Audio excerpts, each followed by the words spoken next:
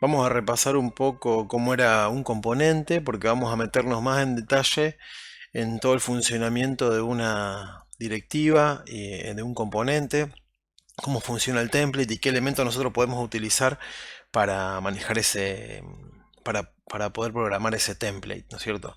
Nosotros, no sé si se acuerdan, pero teníamos que en Angular tenemos el bloque de construcción de Angular son los componentes. Dentro de esos componentes, los componentes tienen un template con metadatos y ahí tenemos binding de propiedades y binding de eventos. Vamos a ver en detalle hoy cómo es ese binding de propiedades, ese binding de eventos, y vamos a hacer un ejemplo de un componente que va a tener bastante comportamiento, ya va a ser como una especie de mini aplicación. Entonces,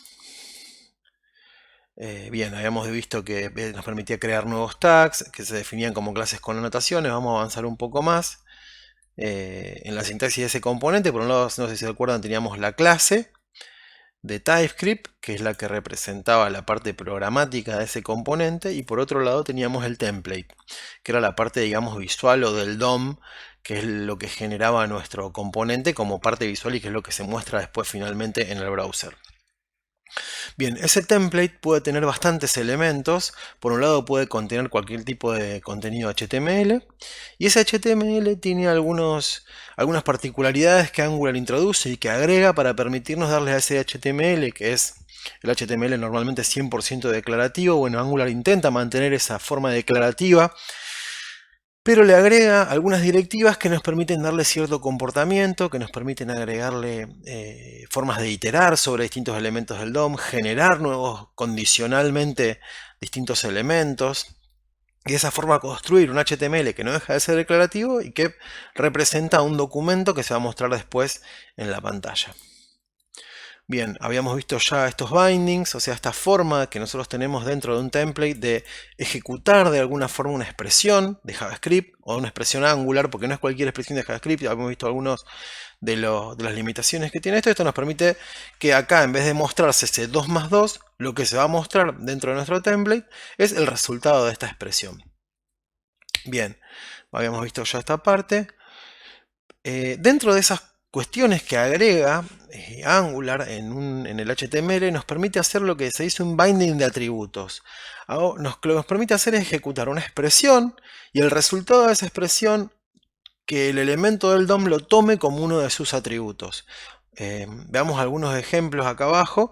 Por ejemplo, los input admiten distintos valores para su, para su campo tipo.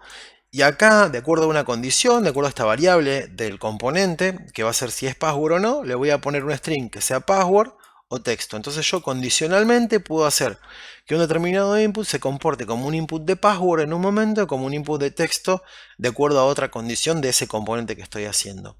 Esto es diferente a los bindings clásicos de expresiones donde se va a mostrar algo nada más. Acá estamos calculando una cosa que se la vamos a pasar como parámetro, ya sea a un componente, digamos, del DOM o a un componente de Angular. También podemos utilizar estos binding de atributos para pasarle parámetros a nuestros propios componentes. Después más adelante vamos a ver bien cómo es eso. Hay una particularidad con estos atributos que nosotros podemos utilizar, como el tipo, como el max length, por ejemplo, para un input también, o otros atributos que se puedan utilizar, es que algunos de esos atributos no están en el DOM. Acá estamos hablando de atributos del DOM, de ese Document Object Model que está bien definido todos los elementos que hay en HTML, y cada uno de esos elementos tiene una correspondencia con un elemento del DOM, y esos elementos del DOM tienen determinadas propiedades. Bueno, algunas de esas propiedades se pueden setear a través de HTML, pero no pertenecen al DOM. Por ejemplo, el ID. Típicamente el ID de un atributo, el ID de un tag, no tiene una correspondencia en el DOM.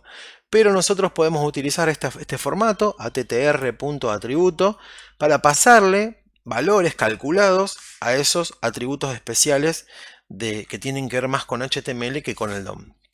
Es un detalle que lo vamos a ver después en concreto cuando lo necesitemos. Bien. Bien.